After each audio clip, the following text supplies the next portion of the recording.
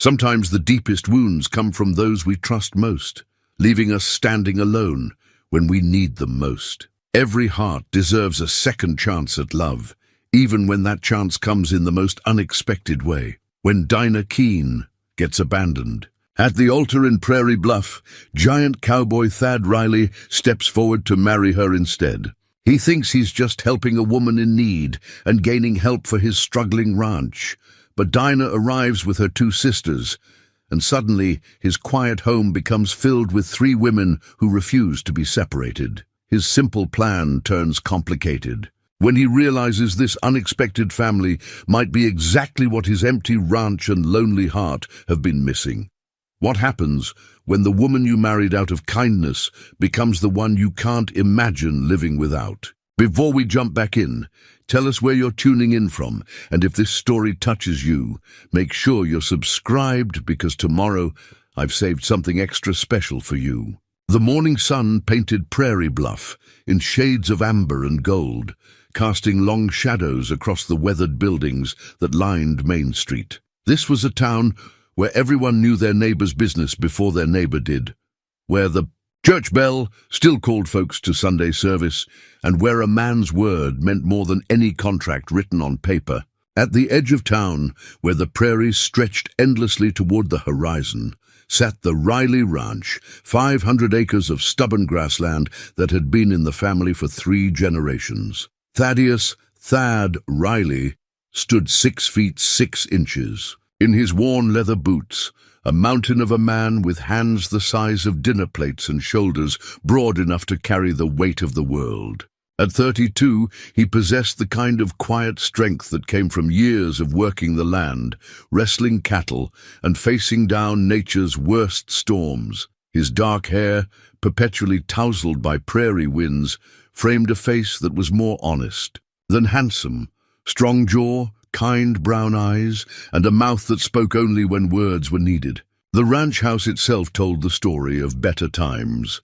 Built by his grandfather in 1847, the 2-story structure had weathered countless seasons, its white paint now faded to the color of old bones, its wraparound porch sagging slightly under the weight of time. Inside, the rooms echoed with memories of family dinners, holiday celebrations, and the warm laughter of his mother, who had passed when Thad was barely 16. His father, Samuel Riley, had followed her to the grave just 6 months ago, leaving Thad alone with 500 acres, 30 head of cattle, and a mountain of debt that seemed to grow larger each month. The ranch deed sat in a wooden box on the kitchen table, yellowed with age and bearing the careful script of his grandfather's signature. This document represented more than land ownership. It was legacy, responsibility, and the weight of 3 generations of Riley men who had worked this soil with their bare hands. Samuel had been a proud man, too proud to admit when the ranch was failing, too stubborn to ask for help when the cattle prices dropped and the creditors came calling. Now Thad faced the same pride, the same stubbornness, and the very real possibility that he might be the Riley who lost it all. The house felt impossibly large and unbearably empty. Rooms that had once buzzed with family life now stood silent, gathering dust and memories. The kitchen table, built to seat 8, accommodated only Thad and his morning coffee. The parlor, where his mother had entertained the wives of neighboring ranchers, remained untouched, her embroidered cushions still arranged precisely as she had left them. Even his own bedroom felt hollow, the double bed his parents had shared now serving as a constant reminder of his solitary existence. 3 miles down the dusty road that connected the ranch to town lived the Keene family in a modest but well-kept farmhouse. Patrick Keene had worked as the town's blacksmith until arthritis bent his fingers into permanent claws, forcing him into early retirement. His wife, Margaret, took in sewing to make ends meet, her skilled fingers creating beautiful dresses for the town's more prosperous ladies. Their 3 daughters had been the pride of their lives, intelligent, beautiful, and raised with the kind of moral character that made mothers point them out as examples to their own children. Dinah, the eldest at 28, possessed a rare, combination of beauty and intellect that had made her the most sought-after woman in 3 counties. Her auburn hair caught the light like burnished copper, and her green eyes held depths that suggested both wisdom and wounded pride. She'd been teaching school for 6 years, earning respect for her patience with difficult children and her ability to make even the most reluctant student love learning. Dinah carried herself with the quiet dignity of a woman who knew her own worth, never needing to prove anything to anyone. Her sisters, Maeve and Nora, were equally remarkable in their own ways. Maeve, 25, burned with the kind of fierce independence that made conventional society uncomfortable. Where Dinah was measured and thoughtful, Maeve was quick-tempered and passionate, with flame-red hair that matched her temperament. She could ride better than most men, shoot straighter than the sheriff, and had opinions about everything from politics to the proper way to break a horse. Nora, the youngest at 23, possessed a gentle wisdom that belied her years. Quiet where Maeve was loud, peaceful where Dinah was intense, Nora had inherited their mother's gift for seeing the best in people and situations that others might find hopeless. The 3 sisters shared an unbreakable bond, forged by years of facing the world together. When their father's arthritis ended his blacksmithing career, they had pooled their resources without discussion. When their mother's eyes began failing, from too many hours of close needlework, they had taken turns reading to her in the evenings. They were more than sisters. They were a unit, a small army that faced life's challenges shoulder to shoulder, which made the events of that terrible Saturday morning all the more shocking. Dinah's wedding to Harold Pemberton had been planned for months. Harold, a banker's son from the county seat, had courted her with the persistence of a man who always got what he wanted. He was handsome enough, wealthy enough, and respectable enough to satisfy even the most demanding parents. The wedding dress, ivory, silk with pearl buttons and hand-tatted lace, hung in the Keene parlor like a promise of happily ever after. The church had been decorated with wildflowers, the reception planned down to the last detail. At 10 o'clock that morning, with guests already gathered and the preacher checking his pocket watch, Harold Pemberton rode out of Prairie Bluff as if the devil himself were giving chase. He left behind only a hastily scribbled note claiming urgent business had called him away, and that he would send word soon. The note, crumpled and tear-stained, now lay in the bottom of Margaret Keene's sewing basket, a monument to broken promises and shattered dreams. The humiliation had been complete and public. 200 wedding guests, including families from 3 counties, had witnessed Dinah's disgrace. The women whispered behind their gloved hands. The men shook their heads in sympathy, and the children stared with the brutal curiosity of youth. Dinah had stood at the altar in her beautiful dress, her face a mask of dignity, even as her world collapsed around her. When the preacher finally announced that the wedding was postponed, she had walked down that aisle with her head held high, her sisters flanking her like bodyguards. The town's reaction had been swift and divided. Some blamed Harold for his cowardice and poor timing. Others whispered that perhaps he had discovered something about Dinah that made him reconsider. The more charitable souls spoke of love's mysterious ways and expressed confidence that everything would work out for the best. But whispers, whether kind or cruel, still stung like prairie wind on an open wound. That was when Thad Riley had stepped forward. He had been among the wedding guests, standing in the back of the church in his only good suit, a black wool garment that had belonged to his father. Thad rarely attended social functions, preferring the company of his cattle to the complexity of human relationships. But he had known the Keene family since childhood, had attended school with Dinah before his father pulled him out to work the ranch full-time. He respected Patrick Keene's craftsmanship and Margaret's kindness. More than that, he had harbored a quiet admiration for Dinah that he had never dared voice. Watching her walk down that aisle in defeat had stirred something fierce and protective in his chest. Without conscious thought, he had stepped into the center aisle, his voice carrying clearly through the shocked silence.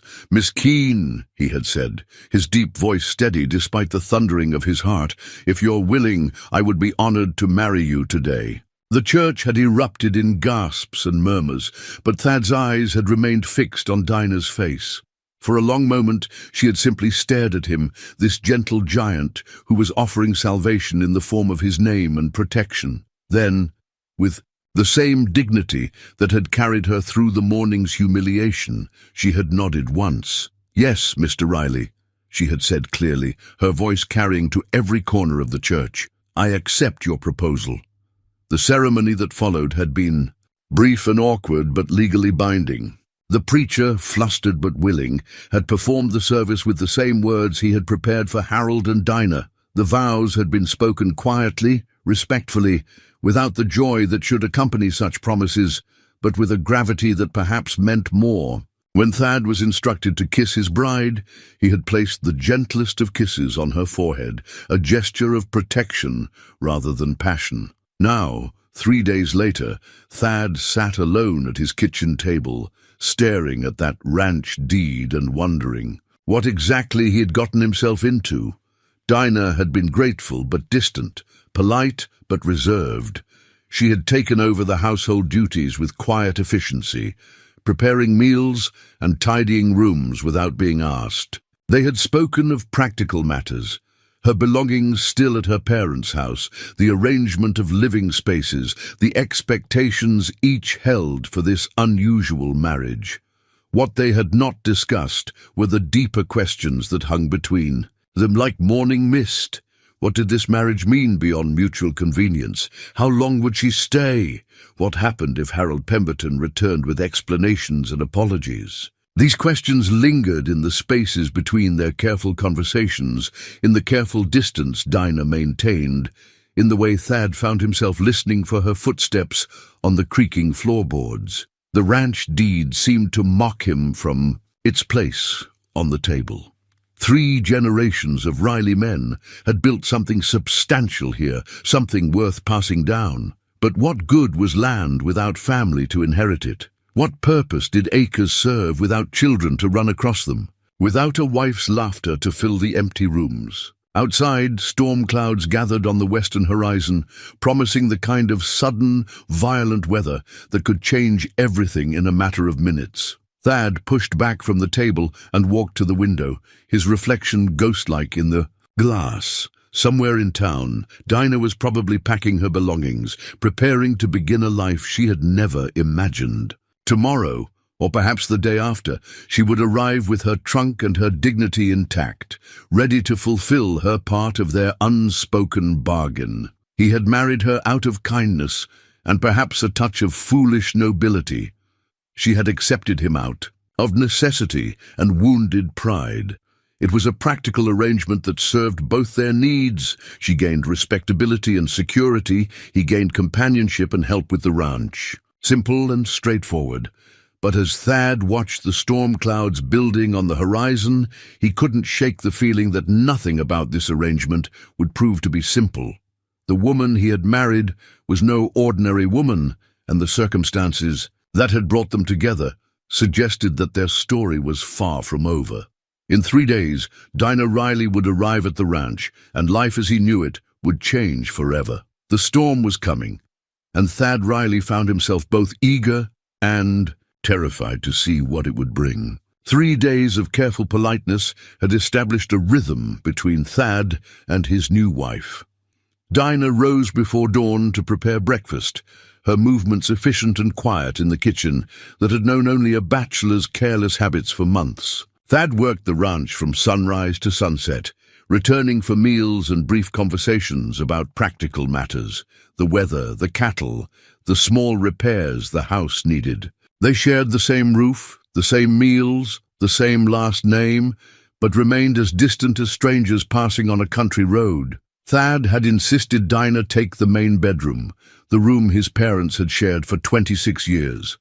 He had moved his few belongings to the small room off the kitchen that had once served as his father's study, sleeping on a narrow cot that left his long legs hanging over the edge. It was an arrangement born of respect and necessity, though it left both of them acutely aware of the boundaries they were carefully maintaining. On Wednesday morning, Thad was mending fence in the north pasture when he heard the sound of wagon, wheels grinding against the dirt road that led to the ranch house. He straightened, shading his eyes against the morning sun, and felt his stomach drop as he recognized the vehicle approaching his front door. The wagon was loaded high with trunks, boxes, and what appeared to be enough belongings for a small army.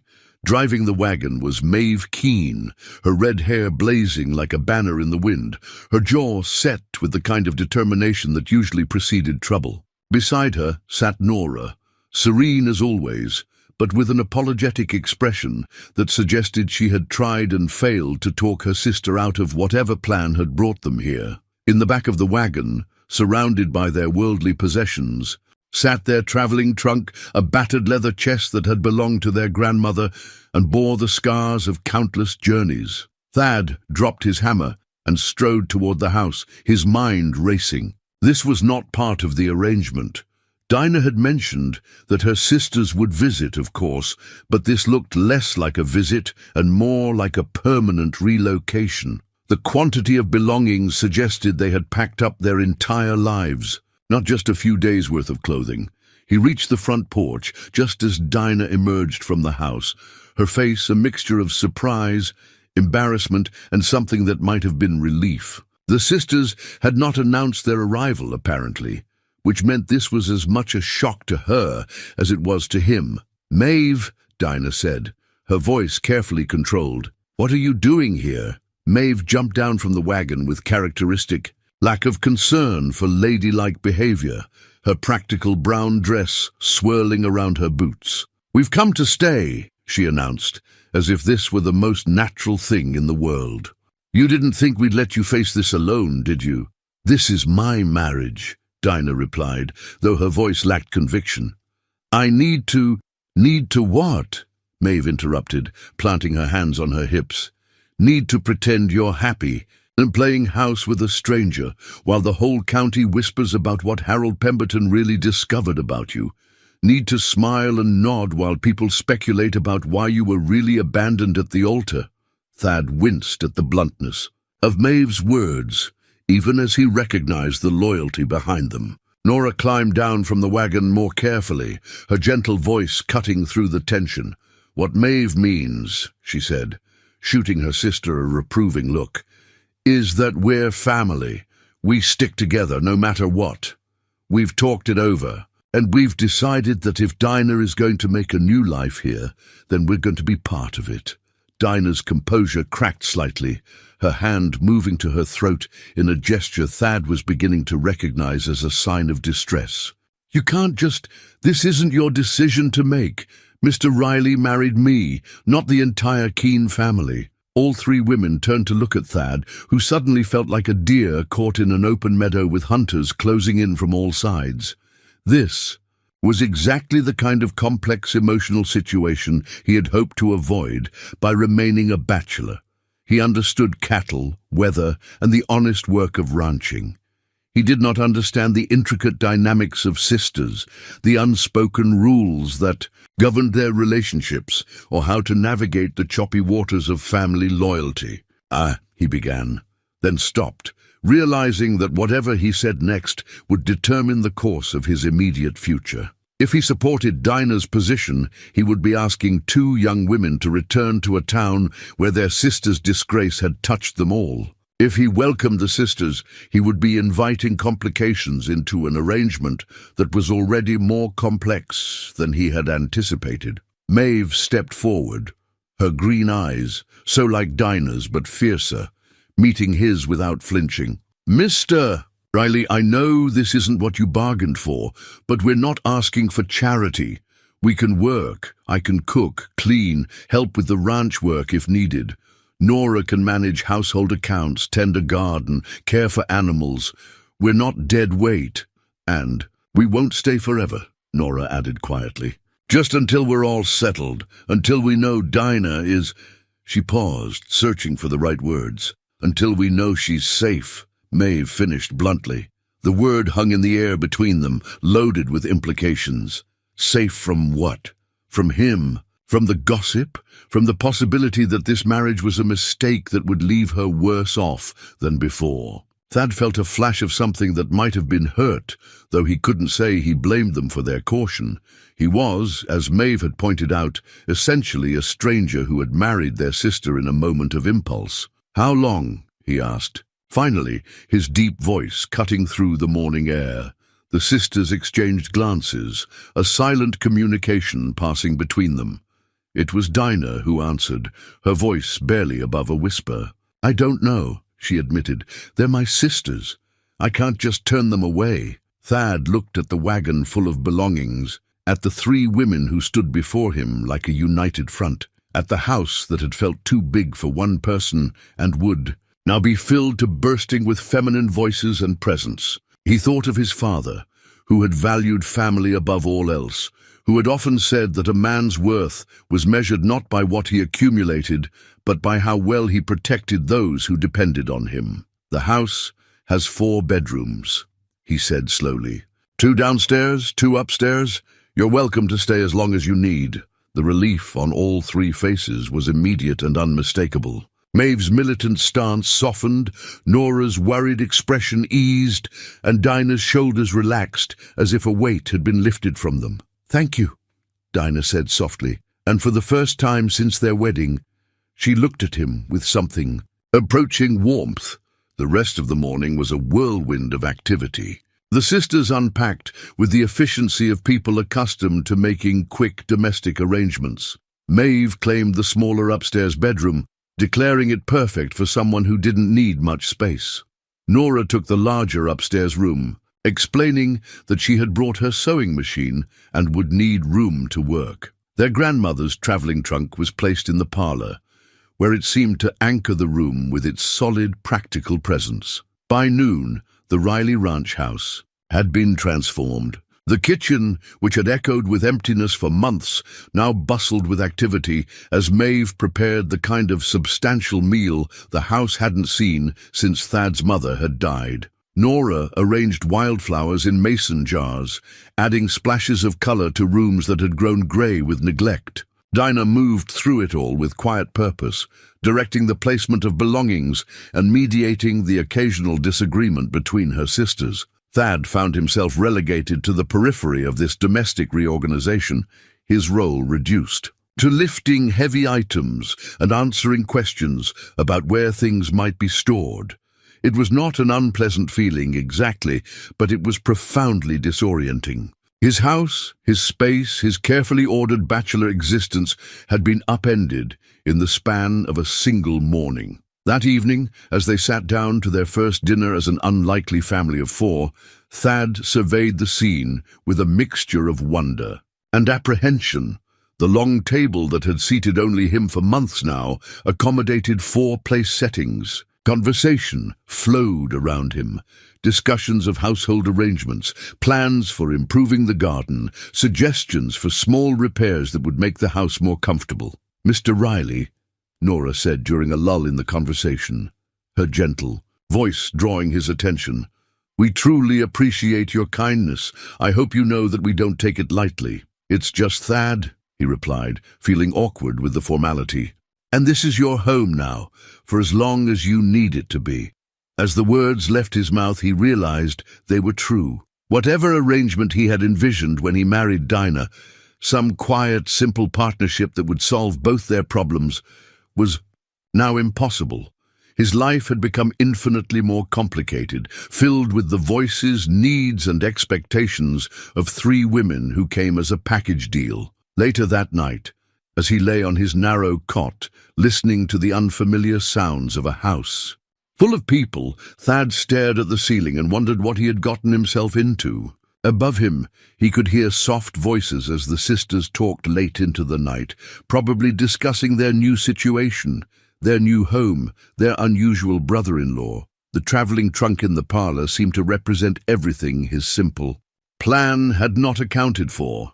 The bonds of family, the complexity of women's relationships, the reality that people come with histories, loyalties and connections that cannot be severed by convenience.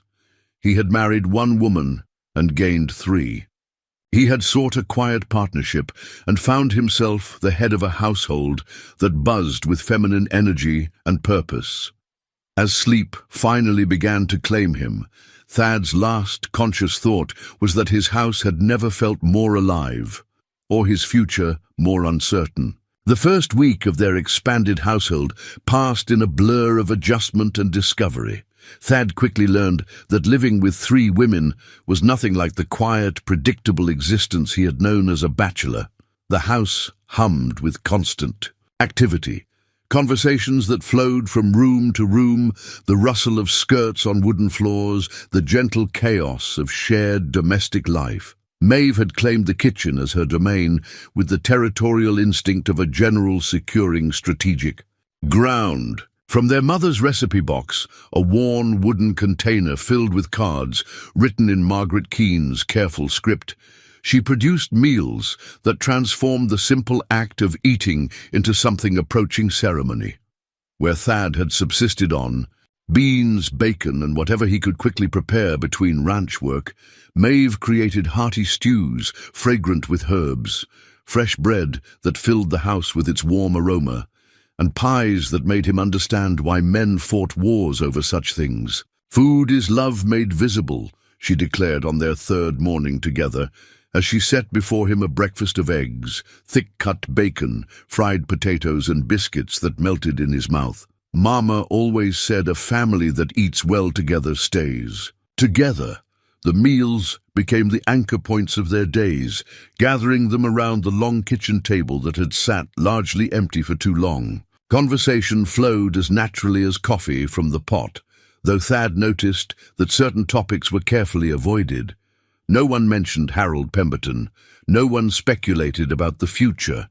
No one questioned the unusual nature of their arrangement. Instead, they talked of small things: the weather, plans for the garden, stories from their childhood that painted pictures of the Keene family's warmth and closeness.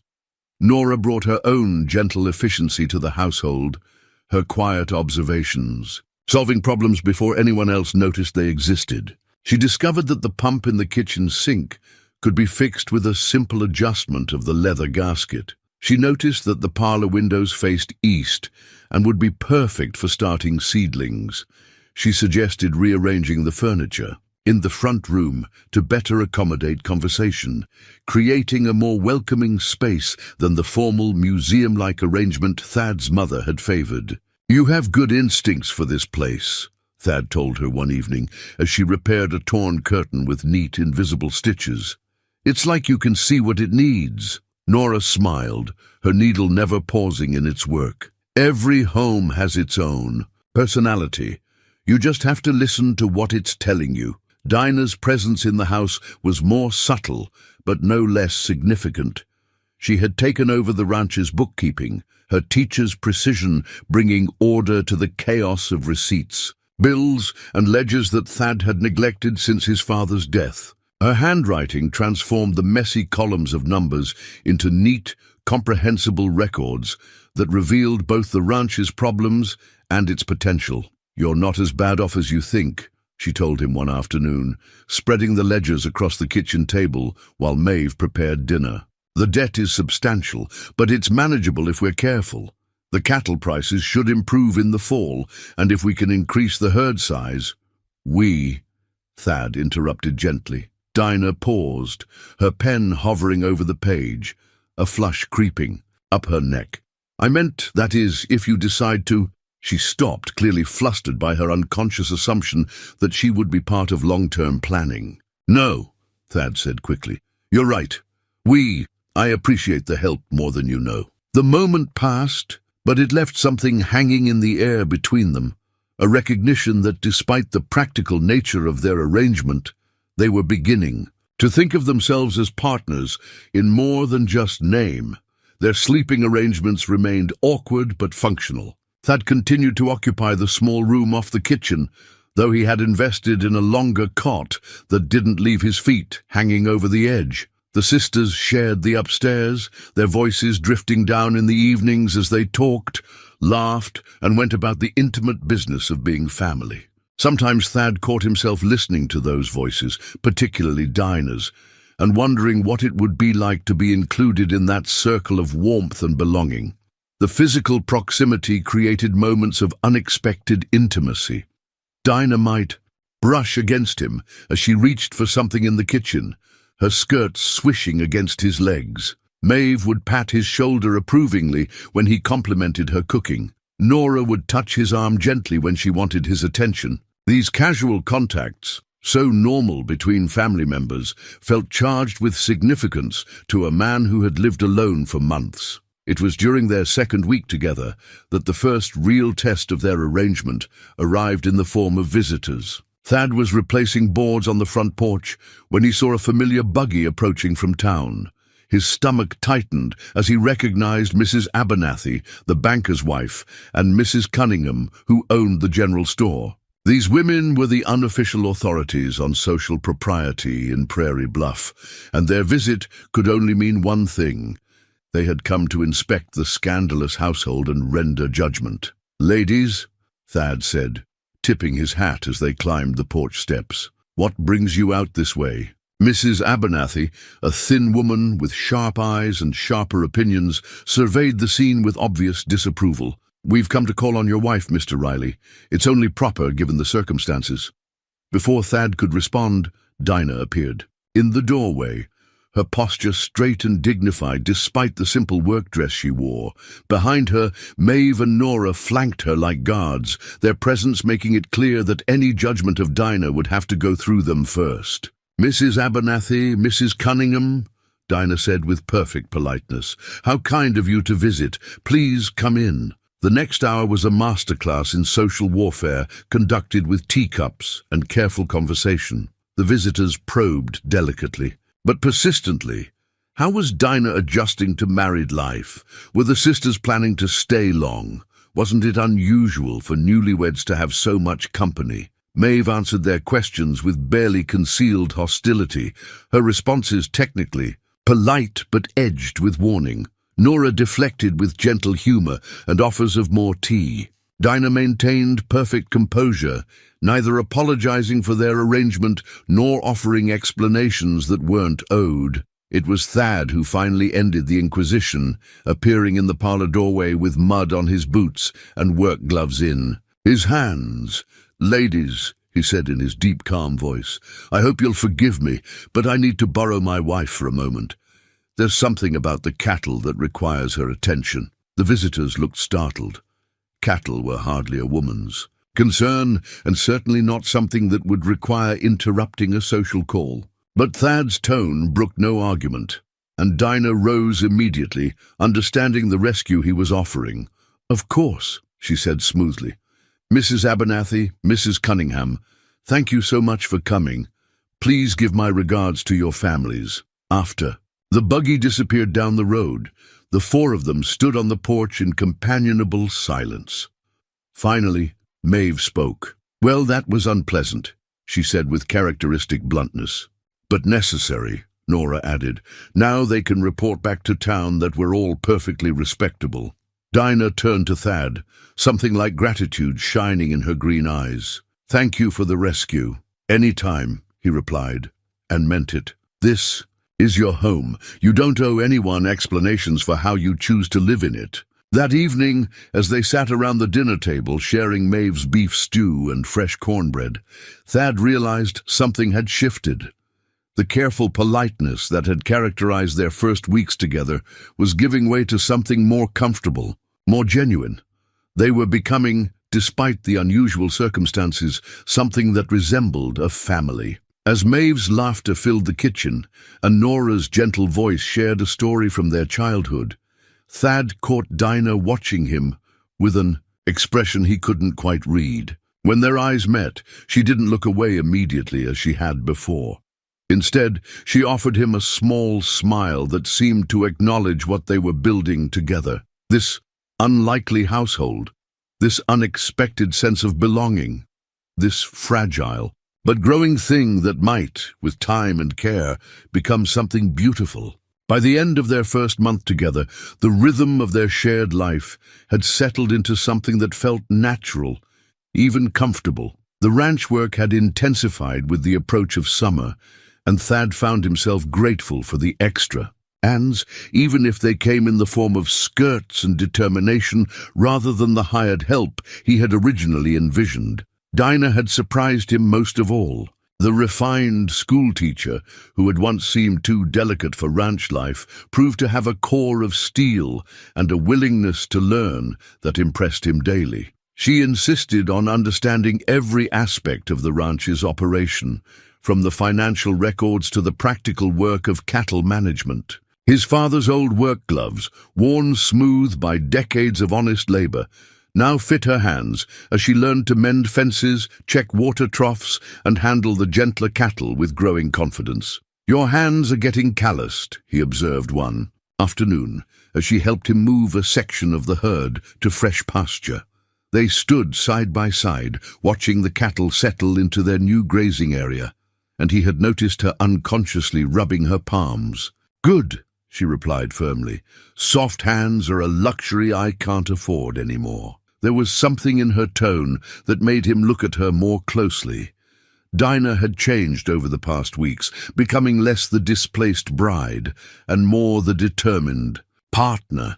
The pale, shocked woman who had walked down the church aisle in defeat was transforming into someone stronger, more grounded. Ranch life was leaving its mark on her in ways beyond just calloused hands.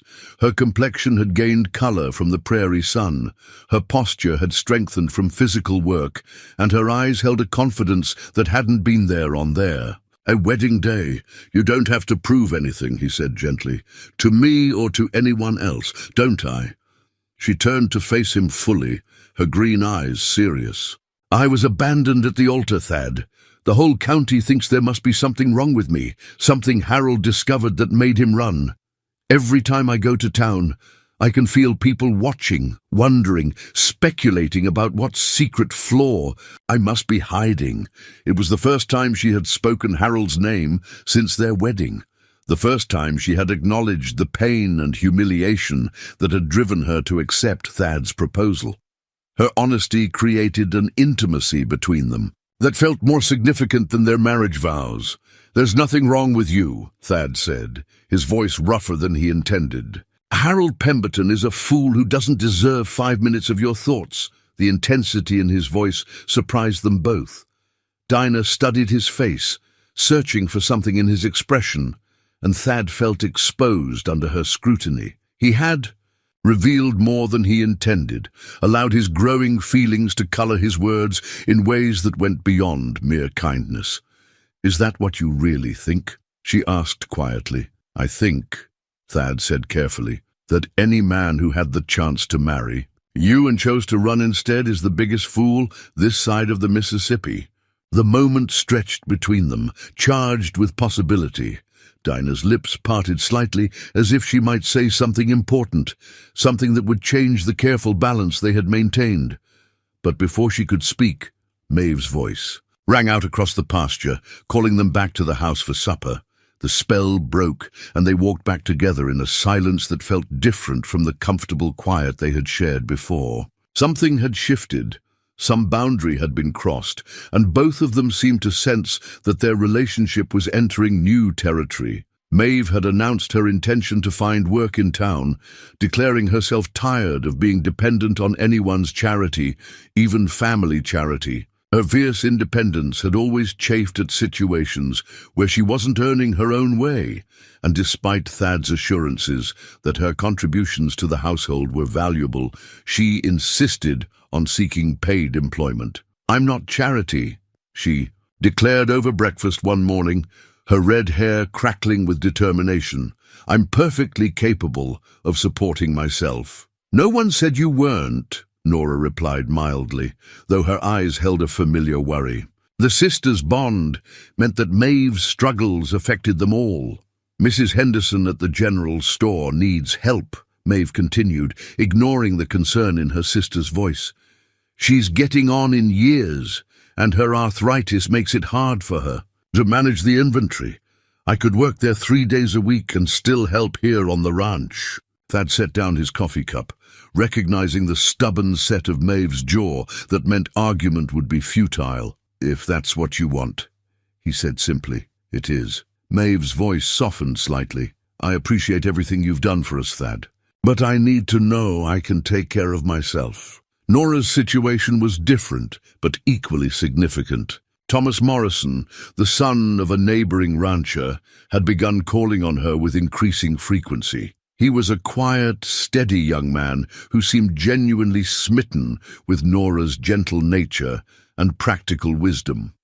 Their courtship was conducted with old-fashioned propriety, afternoon visits in the parlor, chaperoned walks, and conversations that revealed a growing mutual affection. "He's asked me to the church social next Saturday," Nora confided to Dinah one evening as they prepared dinner together.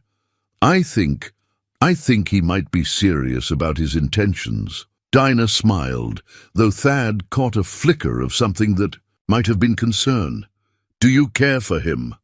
"I do," Nora admitted, her cheeks pink with pleasure. "He's kind and hard-working, and he makes me laugh. But you're worried about leaving me," Dinah finished, her voice understanding. "We've never been apart," Nora said simply. "Not really. The idea of making a life somewhere else, of not seeing you every day, that's what's supposed to happen," Dinah replied firmly. "We're supposed to grow up, fall in love, make our own families. I won't have you limiting your happiness for my sake." Watching this exchange from the kitchen doorway, Thad felt a complex mix of emotions. The sisters' bond was beautiful, but complicated. Their loyalty to each other both a strength and a potential barrier to their individual happiness. He found himself wondering what would happen if Nora married and moved away, if Maeve found her independence in town. Would Dinah feel abandoned again? Would their fragile household dissolve as quickly as it had formed? More troubling was his realization that the thought of Dinah leaving, returning to her parents perhaps, or accepting some other offer of marriage, filled him with something approaching panic. When had she stopped being a convenient arrangement and started being essential to his vision of the future? That night, as he lay on his cot, listening to the familiar sounds of the house settling around him, Thad confronted the truth he had been avoiding. He was falling in love with his wife, not the grateful, respectful affection he had expected from their practical arrangement, but something deeper and more dangerous. He wanted her to stay, not because she needed his protection, but because he needed her presence. He wanted to share not just his name and his house, but his thoughts, his dreams, his bed. The realization terrified him. Their marriage was built on mutual necessity, not love. Dinah had accepted his proposal because she had no other choice, not because she desired him. If he allowed his feelings to become obvious, he might destroy the comfortable partnership they had built. He might drive her away just as surely as Harold Pemberton had, though for different reasons. But as he drifted towards sleep, Thad couldn't escape the memory of how Dinah had looked at him that afternoon in the pasture, the way her eyes had searched his face when he called Harold a fool. There had been something there, some flicker of possibility that suggested his feelings might not be entirely one-sided. The question was whether he was brave enough to find out. 2 months into their unconventional arrangement, the seasons began their slow turn toward autumn, bringing with them a sense of permanence that surprised everyone in the household. What had begun as a temporary solution was taking on the solid weight of established routine, of lives genuinely intertwined rather than merely coexisting. The family Bible, a massive leather-bound volume that had belonged to Thad's grandmother, sat prominently on the mantelpiece in the parlor. Inside its worn pages, alongside generations of Riley family records, Thad had carefully written the date of his marriage to Dinah. The entry looked official, permanent, though he sometimes wondered if Dinah saw it the same way. The sacred nature of the vows they had spoken seemed to matter less than the practical benefits their union provided. Yet lately, he found himself thinking more about the promises they had made before God and community. Maeve had settled into her work at Henderson's general store with characteristic efficiency and growing popularity among the customers. Her directness, which had sometimes seemed abrasive in social situations, proved to be exactly what people wanted when making purchases. She could recommend the best fabric for a work shirt, suggest solutions for household problems, and manage inventory with the precision of a military quartermaster. Mrs. Henderson, initially skeptical about hiring one of those keen girls, now declared Maeve indispensable. "I don't know what I did without her," the elderly store owner confided to anyone who would listen. "That girl has more sense in her little finger than most people have in their whole bodies." The steady income from Maeve's work, combined with the improving ranch finances under Dinah's careful management, had begun to ease the financial pressure that had weighed on Thad since his father's death. For the first time in months, he could sleep without worrying about the next mortgage payment or whether they could afford to buy feed for the cattle through the winter. Nora's courtship with Thomas Morrison had progressed with the stately pace of a formal dance. He called on her twice a week, bringing small gifts, wildflowers, a book of poetry, a hair ribbon from the store in the county seat. Their conversations, conducted under the watchful but approving eyes of her sisters and Thad, revealed a compatibility that went beyond mere attraction. They shared similar values, complementary temperaments, and the kind of quiet understanding that suggested a stable foundation for marriage. "He's going to propose soon," Nora confided to Dinah one evening as they sat on the front porch, watching the sunset paint the prairie in shades of gold and crimson. "I can see it in his eyes, the way he gets nervous when we're alone, how he keeps touching his jacket pocket like there's something important inside." Dinah smiled, though her expression held layers of emotion that Nora seemed to miss. "Are you ready to say yes?" "I think so," Nora replied softly. "I love him and I believe he loves me. His family has accepted me, and his ranch is prospering. We could have a good life together." "But," Dinah prompted, sensing hesitation in her sister's voice. "But it means leaving you," Nora said simply. "Leaving this house, this family we've built. Maeve will have her independence, you'll have your marriage, and I'll be somewhere else." The silence that followed was filled with the weight of unspoken fears and unacknowledged truths. The sisters had been each other's primary source of support and companionship for their entire lives. The prospect of genuine separation, of building lives with other people, was both exciting and terrifying. From inside the house came the sound of Thad and Maeve discussing plans for expanding the chicken coop, their voices mixing in easy conversation. It was a sound that had become as familiar as the prairie wind, a soundtrack to their daily lives that Dinah had come to treasure. "This is a good place," Nora observed, her gaze encompassing the ranch, the house, the life they had all built together. "You've found something real here, haven't you?" Dinah's hands tightened on the porch railing, her knuckles showing white in the fading light. "I don't know what I've found," she admitted. "It's not what any of us expected, but it's home," Nora finished gently. The word hung between them, loaded with meaning. Home was more than a place. It was a feeling of belonging, of safety, of being valued for who you truly were. In the 2 months since arriving at the Riley Ranch, all three sisters had found something they hadn't even realized they were seeking. That night, Dinah found herself unable to sleep, her mind churning with thoughts about the future, about the changes that seemed to be accelerating around them. She rose quietly and made her way to the kitchen, thinking to make tea and perhaps read for a while until sleep became possible. She found Thad there before her, sitting at the table with a cup of coffee and a pile of papers spread before him. He looked up as she entered, his eyes crinkling with the soft smile that had become increasingly familiar. "Couldn't sleep either?" he asked, gesturing to the chair across from him.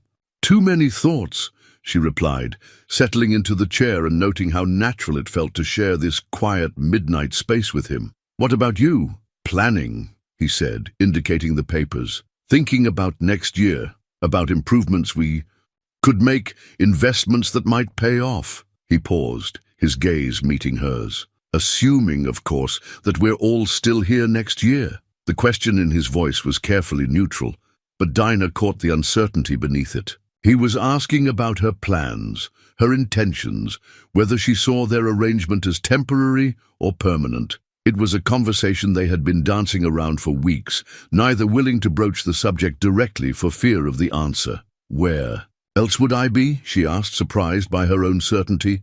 You could return to teaching, Thad said carefully. I heard Mrs. Patterson is retiring next year. The school board would welcome you back in a heartbeat. Would you want me to go back to teaching? The question escaped before she could stop it, revealing more vulnerability than she had intended. I want you to be happy, Thad replied, his voice rough with sincerity.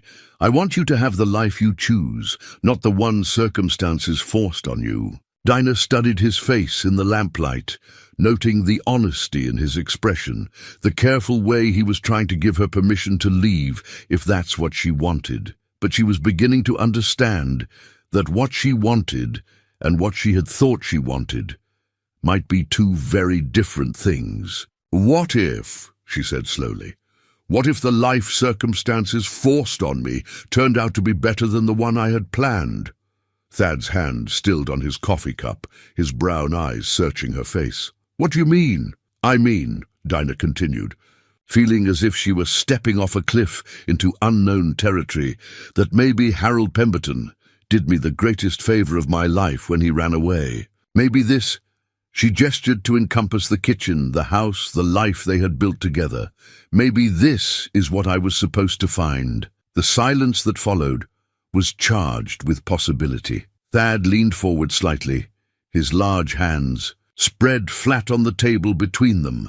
Dinah, he said, her name a whisper in the lamplight. I need you to know that what started as kindness has become something else entirely. These past 2 months, watching you become part of this place, part of my life, I know, she interrupted softly, for me too. They sat in the golden circle of lamplight, the rest of the house quiet around them, and acknowledged what had been growing between them since that first evening when she had helped him with the ranch accounts. Somewhere in the midst of shared meals, common work, and gentle conversations, convenience had transformed into affection, and affection was becoming something deeper and more precious. So what do we do now? Thad asked, his voice barely above a whisper. We take it one day at a time, Dinah replied, reaching across the table to cover his hand with hers. We see where this takes us. Their fingers intertwined on the scarred wooden table, and for the first time since their wedding day, the future felt like something to anticipate rather than simply endure. 3 months into their marriage, Dinah received an envelope that would force her to examine everything she thought she knew about her new life. The teaching certificate she had earned 6 years ago arrived in the mail, renewed and updated by the State Education Board without her request.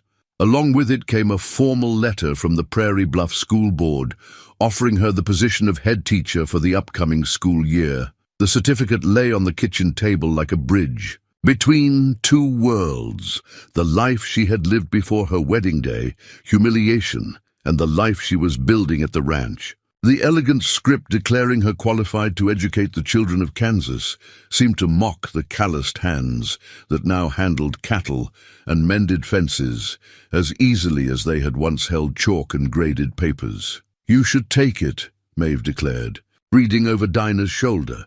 Teaching is what you were born to do. You have a gift for it.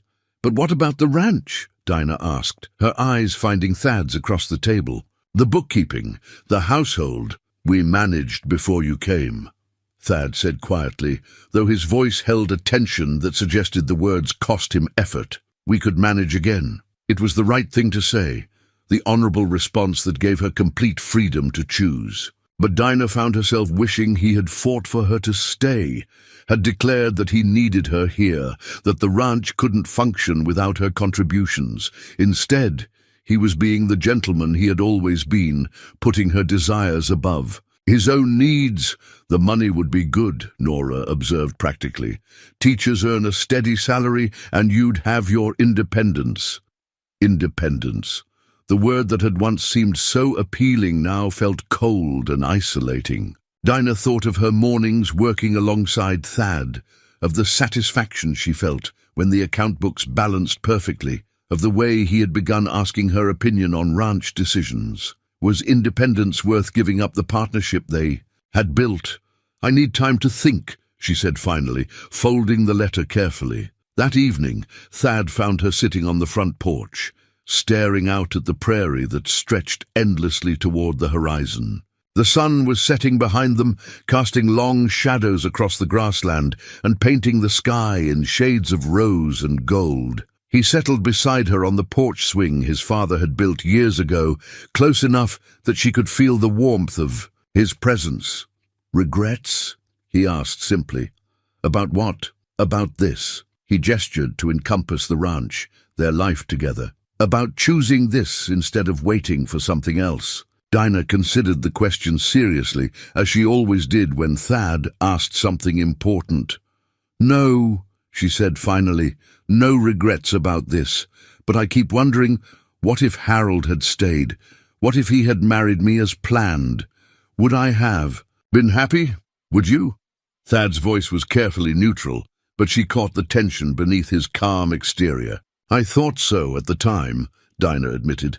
"Harold represented security, respectability, a comfortable life. But now I realize that comfortable and happy aren't the same thing." They sat in silence for a moment, the evening breeze carrying the scent of prairie grass and the distant sound of cattle settling for the night. Dinah had grown to love these quiet moments, when the work of the day was done and they could simply exist together without the need for conversation or activity. "What would make you happy?" Thad asked, his voice soft in the gathering dusk. "This," Dinah said without hesitation. "This house, this land, this life we're building, the ranch work, the account books, the feeling that I'm contributing to something meaningful." She paused, then added more quietly, "You." Thad turned to look at her, his brown eyes serious in the fading light. "Dinah, I know it's not what we agreed to," she continued quickly, afraid that if she stopped speaking she might lose her courage. "I know this was supposed to be a practical arrangement, a marriage of convenience. But somewhere along the way, it stopped being convenient and started being real," Thad finished, his hand covering hers on the swing's armrest. "Yes, real." They sat in the peaceful evening air, hands intertwined, acknowledging what had been growing between them for weeks. The teaching position lay forgotten on the kitchen table, less important than this moment of honesty, this recognition of what they had found together. "The school board can find another teacher," Dinah said finally, "but I don't want to find another life." Thad's smile was slow and warm, transforming his serious face into something that made her heart skip. "Are you sure? Teaching is important work. You're good at it." "I'm good at this too," Dinah replied, gesturing toward the ranch, "and this feels like where I belong." "Then stay," Thad said simply. "Stay, and let's see what we can build together." That night Maeve announced her own news during dinner. She had been offered a partnership stake in Henderson's General Store, a chance to buy into the business and eventually take it over when Mrs. Henderson retired. "She says I have a head for business and a way with people," Maeve explained, her green eyes bright with excitement. "It would mean staying in Prairie Bluff permanently, making this my home, instead of just a temporary stop." "That's wonderful," Dinah said, genuinely pleased for her sister's opportunity. "It means we're all putting down roots," Nora observed, with a smile. "Maeve in town, me with Thomas, and you here at the ranch." The next morning brought Thomas Morrison to the front door, hat in hand and nervous energy radiating from every line of his body. He asked to speak with Thad privately, a request that could only mean one thing. Dinah and her sisters watched from the kitchen window as the two men walked toward the barn, deep in conversation. "He's asking for permission to court me properly," Nora said, her cheeks pink with pleasure. Father's been gone too long for traditional protocol, so Thad is the closest thing to a male family head we have. When the men returned to the house, Thomas's face was bright with relief, and Thad's expression was warmly approving. The formal request had been made and granted, clearing the way for a proposal that everyone knew was coming: another wedding. In the family, Maeve observed with satisfaction, though this one should go more smoothly than the last. As autumn deepened and the first frost touched the prairie grass, the 4 residents of the Riley Ranch settled into their new roles with the satisfaction of people who had found their proper places in the world. Dinah declined the teaching position in a letter that thanked the school board, but firmly stated her intention to remain at the ranch. Maeve signed papers, making her a junior partner in the general store. Nora began planning a Christmas wedding. To Thomas Morrison, and Thad and Dinah, finally honest about their feelings, began the careful process of transforming their marriage of convenience into something deeper, more lasting, and infinitely more precious than either had dared to hope.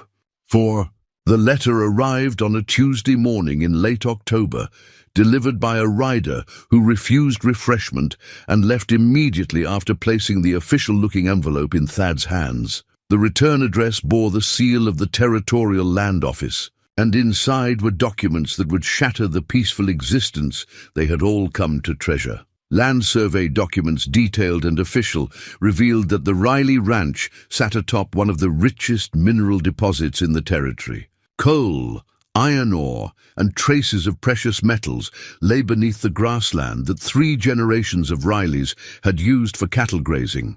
Unaware of the fortune that slept in the earth below their feet, the surveys had been conducted secretly over the past year, part of a territorial expansion project that was mapping resources for future development. "This can't be right," Thad said, spreading the papers across the kitchen table where they had shared so many peaceful meals. "Father would have known, someone would have told us." But the documents were authentic, bearing official seals and signatures that left no room for doubt. The ranch wasn't just valuable farmland, it was sitting on what the survey estimated to be hundreds of thousands of dollars in extractable resources. The kind of wealth that could transform a struggling cattle operation into a mining empire, that could elevate a simple rancher into one of the territory's most prosperous men. The discovery might have been cause for celebration. But what followed, in the mail over the next 3 days, turned their potential fortune into a nightmare. First came the letter from Harold Pemberton, written in his familiar, precise handwriting and bearing a postmark from Denver. "My dear Dinah," it began, with the casual presumption that had always characterized Harold's approach to their relationship. "I have recently learned of developments regarding your current living situation that compel me to write. I know my departure on our wedding day was abrupt and inexplicable, and I owe you the fullest explanation." The letter went on to detail Harold's discovery, through banking connections, of the potential mineral wealth on the Riley Ranch.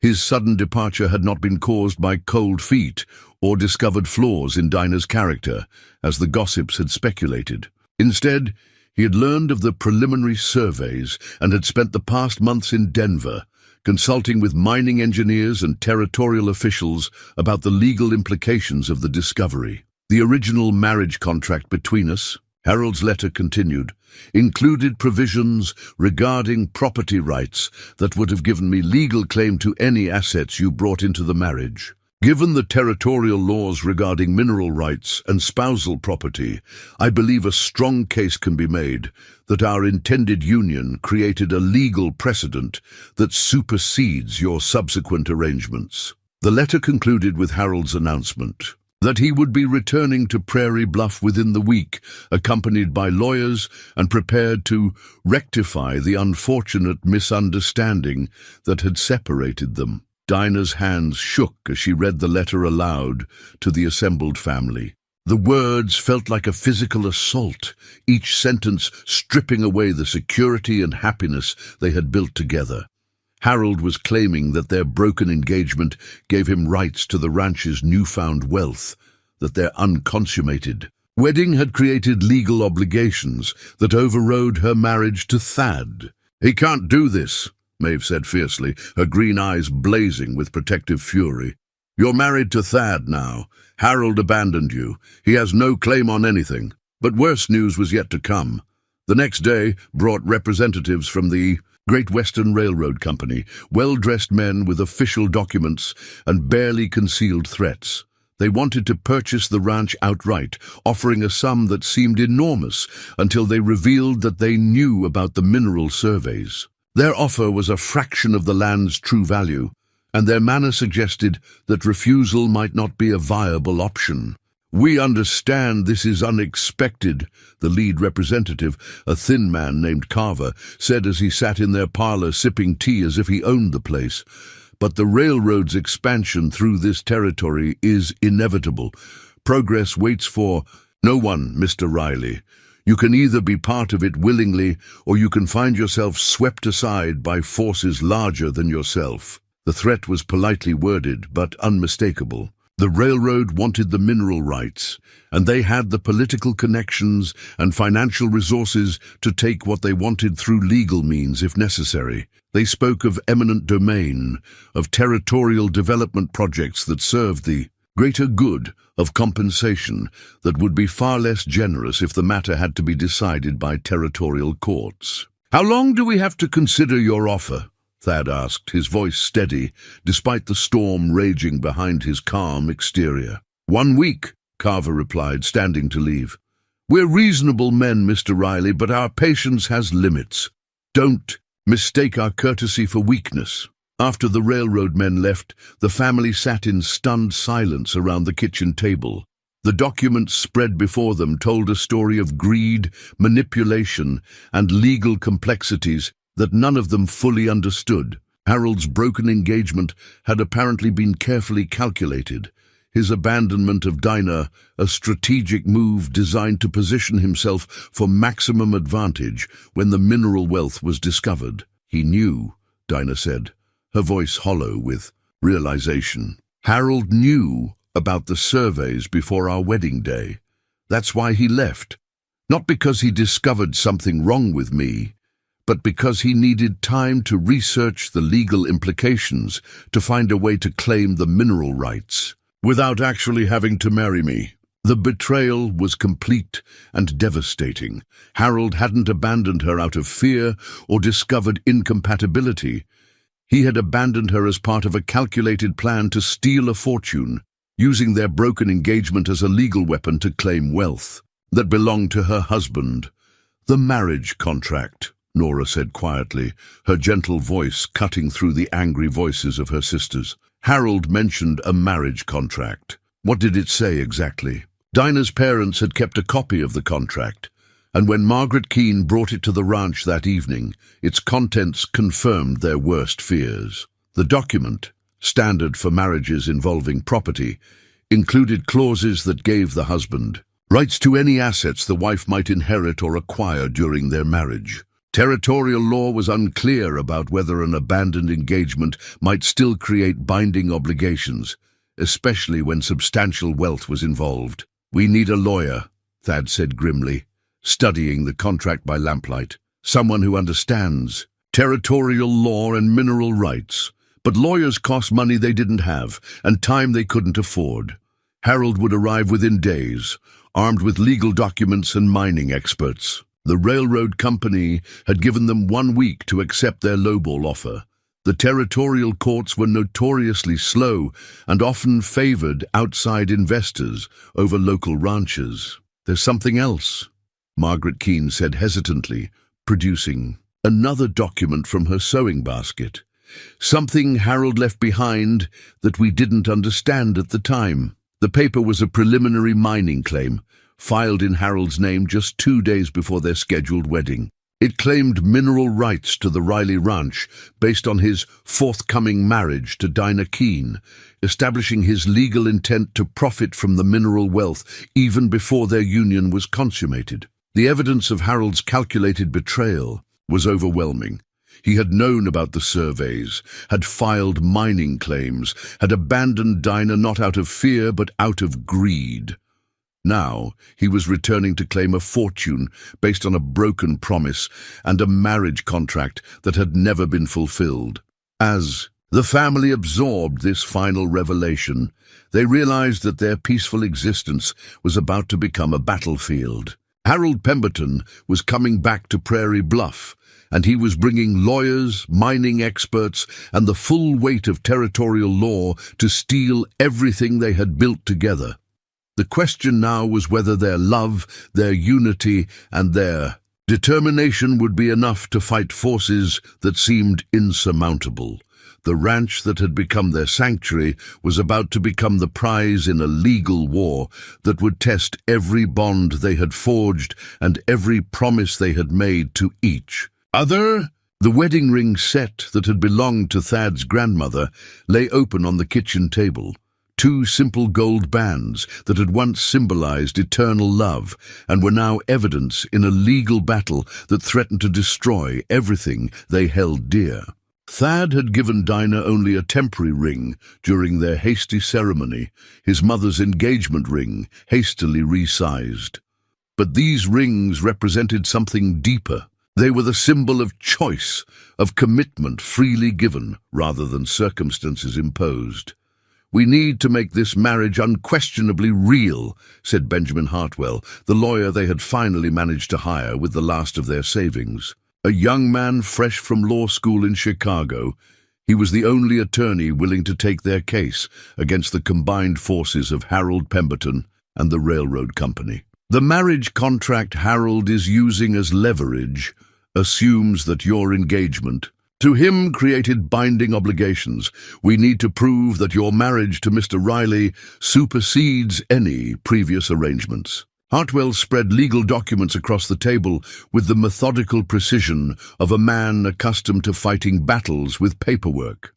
The territorial courts recognize three elements that make a marriage legally unassailable: witnessed vows, consummation, and community recognition. You have the first and third. But Harold's lawyers will argue that the marriage was one of convenience only, never properly consummated, and therefore invalid under territorial statutes. The implication hung in the air between them. Dinah's cheeks flushed, but she met the lawyer's gaze steadily. "What exactly are you suggesting, Mr. Hartwell?" "I'm suggesting that you and Mr. Riley need to be prepared to testify, under oath, that this is a complete marriage in every sense. Harold's case depends on proving that your union was merely a business arrangement, that you never intended to be truly married. If the court believes that, they might rule that your original engagement contract takes precedence." Thad's large hands clenched on the table. "How is any of this legal? A man abandons his bride at the altar, disappears for months, and then returns to claim her property. What kind of law allows that?" "Territorial law," Hartwell replied grimly. "It's designed to encourage development and investment, often at the expense of individual property rights. Harold has hired lawyers from Denver who specialize in mineral rights cases. They're arguing that his original marriage contract established his intent to develop the land's resources, and that your marriage to Mrs. Riley was a deliberate attempt to circumvent legitimate mining claims." The legal complexities were overwhelming, but the human cost was devastating. Harold's return to Prairie Bluff had divided the community down the middle. Some residents, particularly those who stood to profit from railroad development, supported his claim.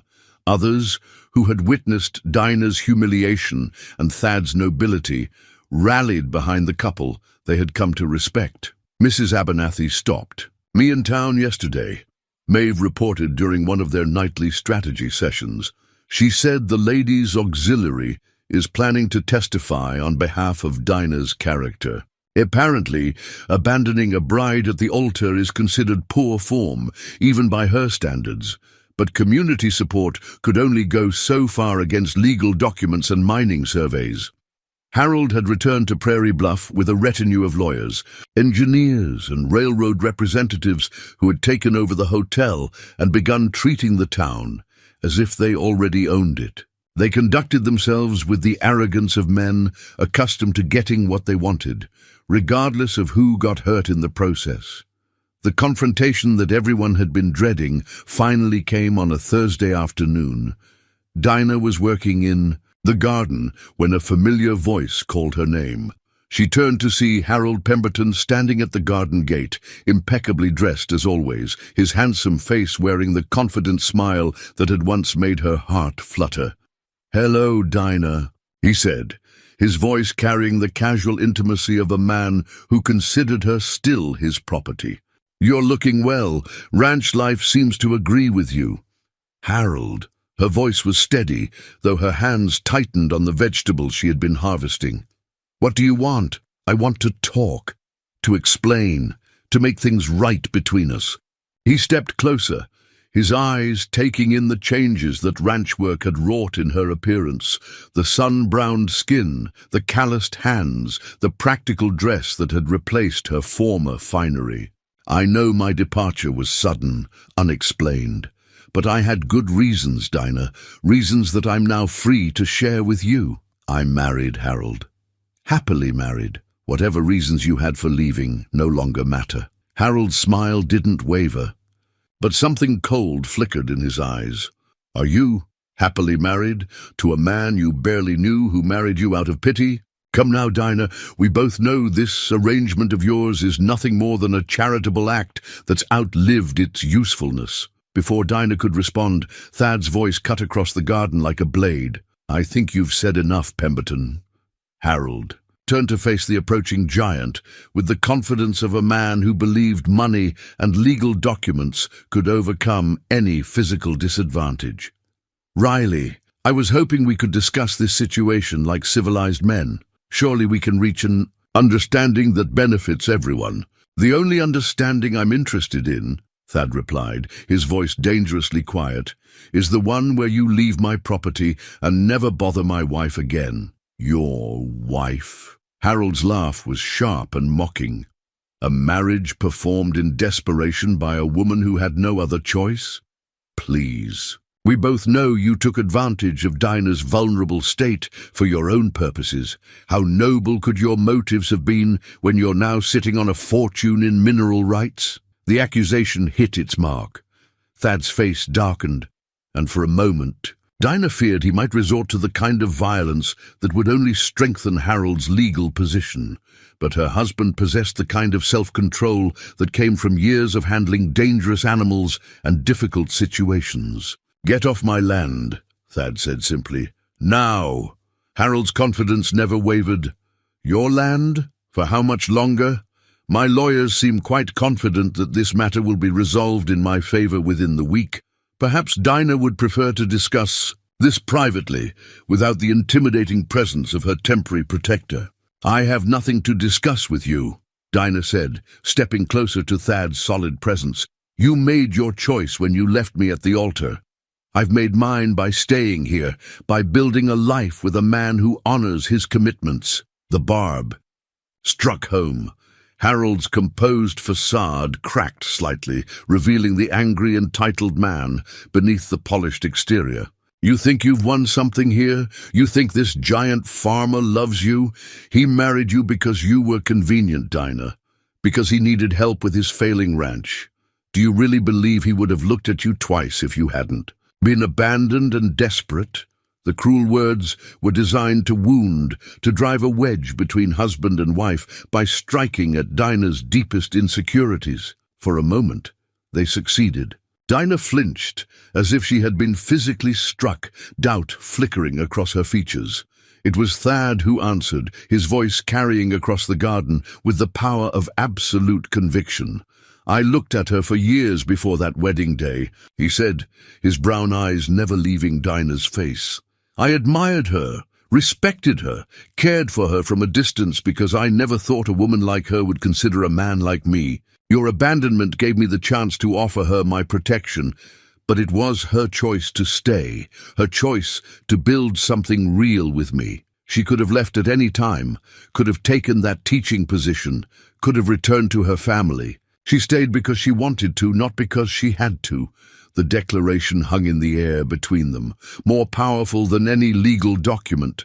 Dinah's eyes filled with tears, but they were tears of relief and recognition rather than sorrow. In that moment, surrounded by the garden they had planted together, facing the man who had once represented her future, she understood completely what she had chosen and why. "Harold," she said quietly, her voice carrying the finality of a door closing forever, "I don't care about your legal claims or your mineral rights or your explanations. I don't care what the courts decide about contracts and mining claims. This is my home, this is my family, this is my choice. Whatever happens, that will never change." Harold's facade finally cracked completely, revealing the frustrated anger of a man who was accustomed to getting his way. "We'll see about that," he said, his voice sharp with barely controlled rage. "We'll see what you choose when the alternative is poverty and disgrace." After he left, Dinah and Thad stood together in their garden, surrounded by the vegetables they had planted and tended, their hands intertwined as they faced an uncertain future. The legal battle was far from over. The threats were real and immediate, but something fundamental had been settled between them. "Did you mean it?" Dinah asked quietly. "What you said about looking at me for years?" "Every word," Thad replied, lifting their joined hands to his lips. "Harold Pemberton can claim whatever he wants about contracts and legal rights, but he can never claim to love you the way I do." That night, as they prepared for what might be their last few days as husband and wife, Thad presented Dinah with his grandmother's wedding ring set. The simple gold bands gleamed in the lamplight, symbols of commitment that transcended legal documents and territorial courts. "Whatever happens," he said as he slipped the ring onto her finger, "you'll always be my wife, not because of any contract or legal obligation, but because of choice. Your choice, my choice, our choice to love each other regardless of the consequences." The ring fit perfectly, as if it had been waiting for her all along. Outside, storm clouds gathered on the horizon, promising the kind of weather that could change everything. But inside the ranch house, surrounded by family and anchored by love, Dinah felt ready to face whatever the morning might bring. The town meeting was called for Saturday morning in the church, the only building in Prairie Bluff large enough to accommodate the crowd that had gathered to witness what many considered the most important legal proceeding in the county's history. The territorial judge, a weathered man named Morrison, who had seen every kind of frontier dispute, presided over the proceedings with the weary authority of someone who had learned to expect the worst from human nature. Thad's father's watch, a simple silver timepiece that had marked the hours of 3 generations of honest work, lay heavy in his vest pocket as he sat beside Dinah in the front pew. The watch had been wound faithfully every morning by Samuel Riley, a ritual that connected past to present, legacy to future. Now it seemed to tick away the final moments of everything the family had built. Harold Pemberton sat across the aisle with his lawyers, a picture of confidence in his expensive suit and perfectly arranged hair. Behind him, representatives from the railroad company filled an entire pew, their presence a reminder of the powerful forces arrayed against a simple ranching family. The mining surveys and legal documents they had brought filled a wooden crate, testament to months of careful preparation for this moment. "This case," Judge Morrison announced to the packed church, "concerns the validity of mining claims filed by Harold Pemberton against property currently owned by Thaddeus Riley and his wife Dinah. Mr. Pemberton's legal team will present their case first."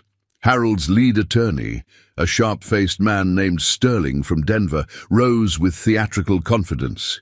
His presentation was polished and persuasive, laying out a case that painted Harold as the victim of a conspiracy designed to defraud him of legitimate mining rights. "Your Honor," Sterling began, his voice carrying clearly through the church, "my client entered into a legally binding marriage contract with Miss Dinah Keene on February 15th of this year.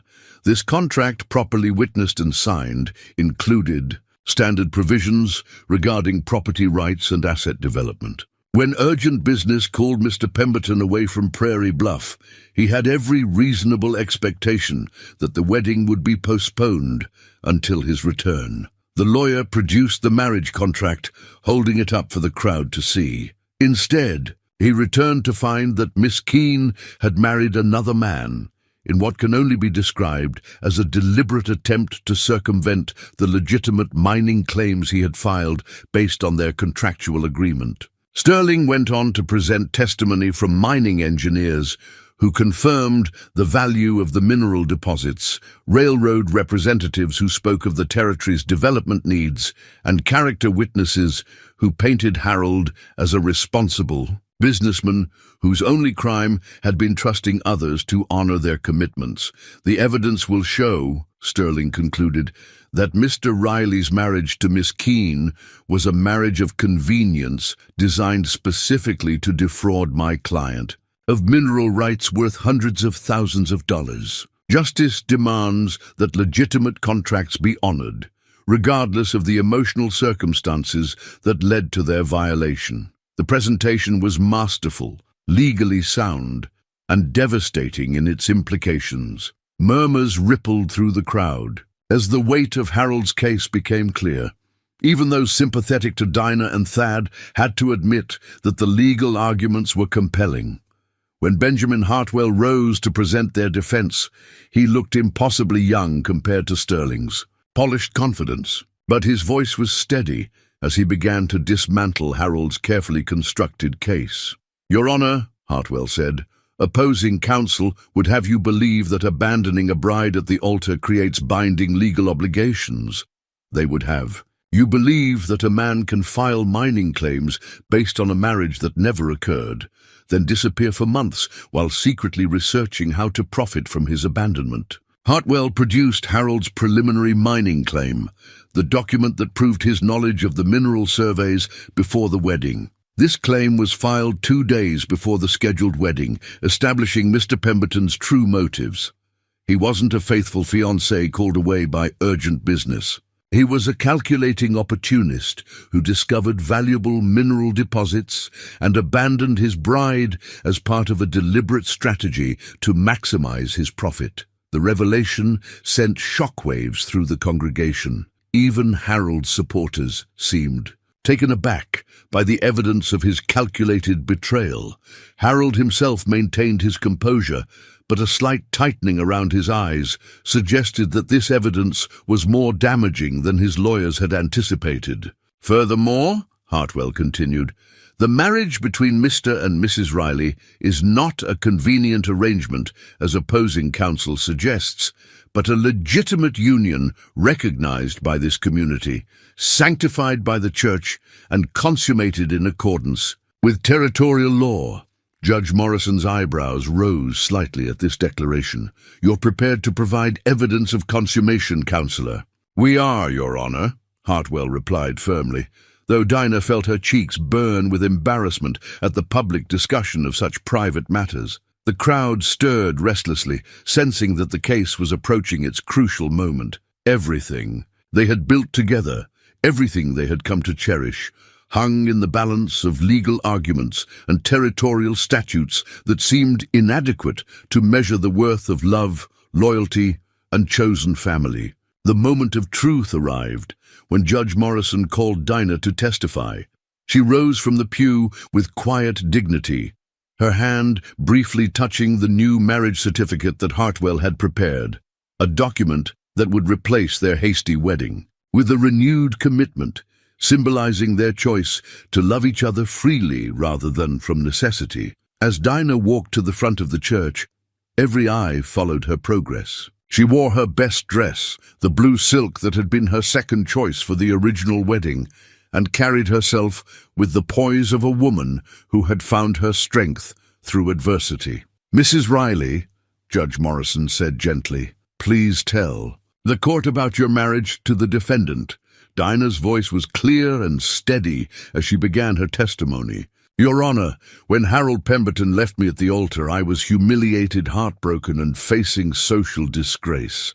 Thad Riley offered me his protection and his name when I had nowhere else to turn. But what began as an act of kindness became something far more precious. She looked directly at Harold as she continued, her green eyes holding no trace of the vulnerable woman he had abandoned. I learned that the man I thought I loved was capable of calculated cruelty, while the man I barely knew possessed a depth of honor and compassion that I had never imagined possible.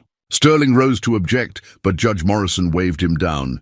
"Continue, Mrs. Riley. My marriage to Thad is real in every sense that matters," Dinah declared, her voice carrying to every corner of the church.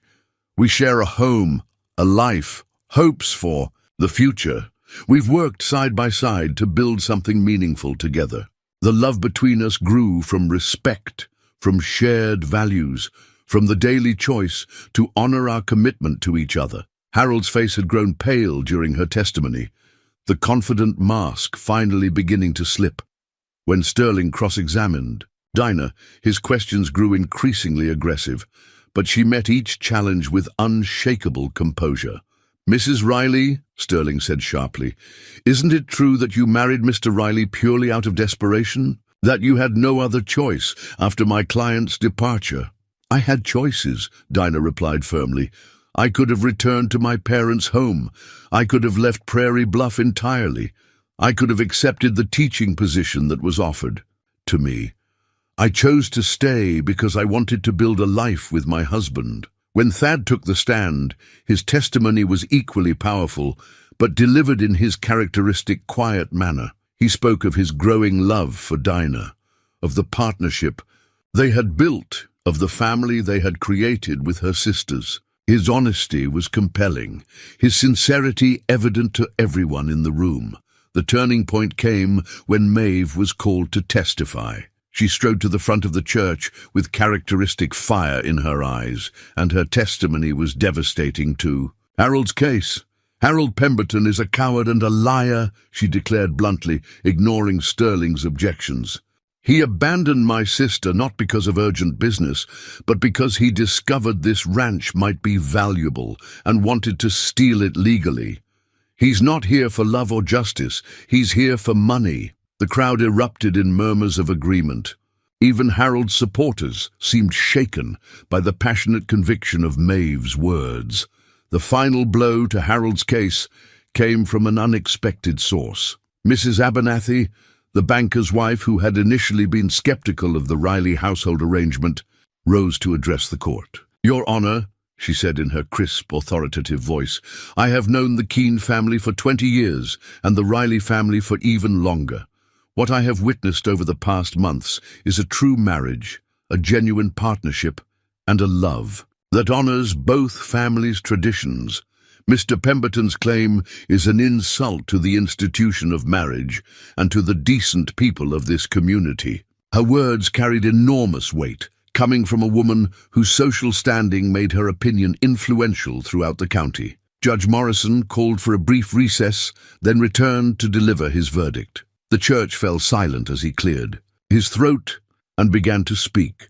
"This court finds that the marriage between Thaddeus Riley and Dinah Keene Riley is valid and legally binding in all respects. Mr. Pemberton's mining claims are therefore invalid, as they were based on a marriage contract that was nullified by his abandonment of the bride." The church erupted in cheers from the community members who had supported the Rileys throughout the ordeal. Harold's face went white with shock and rage, while his lawyers immediately began discussing appeals and alternative legal strategies. But the most important moment came when Dinah and Thad embraced in the front of the church, their relief and joy visible to everyone present. They had won more than a legal victory.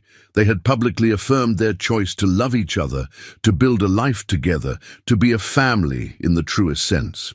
As the crowd dispersed and the legal teams packed their documents, the 4 members of the Riley household walked home together, their unity stronger than ever after being tested by forces that had tried to tear them apart. 6 months later, the spring of 1875 brought changes to the Riley Ranch that would have seemed impossible during those dark October days when their future hung in the balance of a territorial court decision. The baby cradle that Thad had crafted, During the long winter evenings, sat in the corner of the main bedroom, its smooth pine wood gleaming with careful attention and hope for the future they were building together. Dinah stood at the kitchen window, one hand resting on the gentle swell of her belly, watching her husband work with the cattle in the distance. The mineral rights that had nearly destroyed their happiness had ultimately secured their prosperity. Harold's legal defeat had cleared the way for legitimate mining operations, conducted in partnership with a reputable company that respected both the land and the people who worked it. The steady income from mineral leases had transformed the struggling ranch into a thriving operation, allowing them to expand the herd, improve the facilities, and plan for a future that stretched as far as the prairie horizon. "You're glowing," Maeve observed, entering the kitchen with her arms full of packages from town.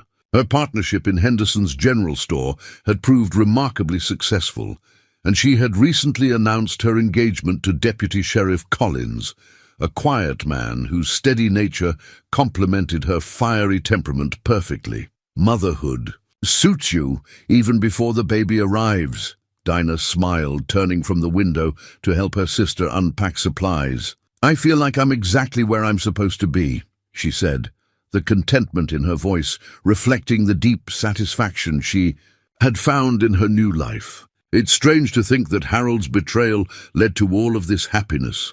The teaching position at the Prairie Bluff School had been offered to her again that spring, but Dinah had declined without hesitation. Her life was here now, with the ranch, with Thad, with the family they were creating together. She had discovered that there were many ways to nurture and educate, and her work with the ranch's account books, her partnership in major decisions, and her coming role as a mother fulfilled her in ways that a classroom never could. Nora had married Thomas Morrison in a Christmas ceremony that had been everything her sister's original wedding was supposed to be: joyful, celebrated, surrounded by family and friends who genuinely wished the couple well. She lived now on the neighboring Morrison Ranch, close enough for daily visits, but far enough to establish her own household. Her gentle wisdom had proven invaluable in helping Thomas expand his operation, and their marriage was already being held up as an example of what true partnership could accomplish. "She's coming for dinner tonight," Maeve continued, referring to Nora's weekly visits. "And she's bringing news that she's practically bursting to share." The sound of boots on the porch announced Thad's return from the day's work. He entered the kitchen with the easy confidence of a man who had found his place in the world, his face lighting up when he saw his wife. The shy, uncertain bachelor who had married Dinah out of kindness had grown into a respected rancher, a loving husband, and a man whose opinion carried weight throughout the county. "How are my girls today?" he asked, his large hands gently encompassing Dinah's waist as he spoke to both her and their unborn child. "Perfectly well," Dinah replied, leaning back against his solid warmth, "and eager to hear what progress you've made with the new barn." The barn that was rising behind the house would be the finest in 3 counties, built with profits from the mineral leases and designed to accommodate the expanded herd they planned for the future. It represented stability, prosperity, and the confidence to plan for generations to come. That evening, as they gathered around the dinner table that had become the heart of their home, Nora shared her anticipated news. She was expecting her first child due in late autumn, which meant that cousins would grow up together on neighboring ranches, surrounded by the love and support of extended family. "Another baby," Maeve said with satisfaction, raising her glass of cider in toast. "This family keeps growing in the most wonderful ways." As they celebrated the news, Dinah reflected on the journey that had brought them all to this moment.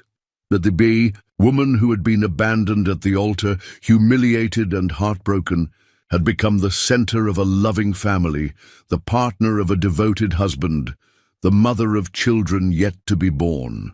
The sisters who had once clung to each other out of necessity had found the courage to build their own lives while maintaining the bonds that would always unite them. Later that night, as Dinah and Thad sat on the front porch watching the sunset, Paint the prairie in shades of gold and rose. They talked about their plans for the ranch, for their children, for the life they would build together in this place that had become so much more than either had dared to hope. Do you ever think about what would have happened if Harold hadn't run away? Thad asked, his arm around her shoulders as they swayed gently on the porch swing. Sometimes, Dinah admitted, but I can't imagine being anywhere else, being anyone else than who I am right now. His betrayal led me to you, to this life, to this happiness. I almost want to thank him for being such a coward. Almost, Thad agreed with a chuckle, but not quite. As the stars began to appear in the darkening sky, they sat together in comfortable silence, surrounded by the sounds of their prosperous ranch, secure in their love and confident in their future. The baby cradle waited in their bedroom, ready to welcome the next generation of their chosen family. The prairie stretched endlessly around them, full of possibility and promise. Sometimes the deepest wounds do lead to the greatest healing. Sometimes the most devastating betrayals open doors to unimaginable happiness. And sometimes the woman you married out of kindness becomes the person you cannot imagine living without, the center of your world, the heart of your home, the love of your lifetime.